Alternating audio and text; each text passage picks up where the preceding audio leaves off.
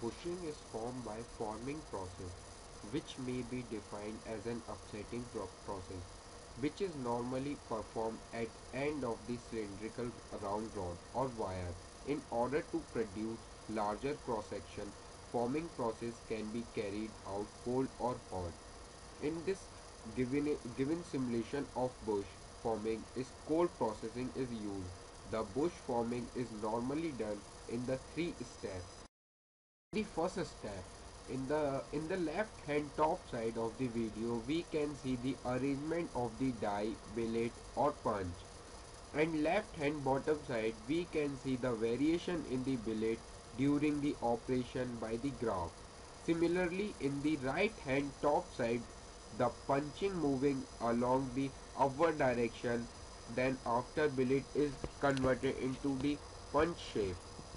And in the right hand bottom side we can see the variation of the strain in the billet during the operation. Initially the strain in the billet is 0, while during the operation the strain rises due to deformation up to 1.0.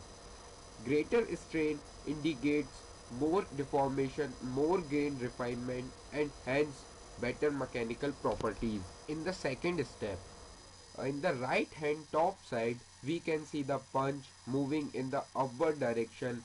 When the punch moves in the billet also change, and after it comes in the punch shape. In the right hand bottom side we can see the variation of strain in the billet during the operation.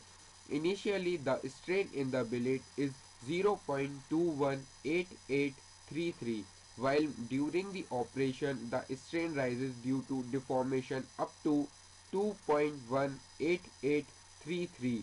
Greater strain indicates more deformation, more grain refinement, and hence better mechanical properties.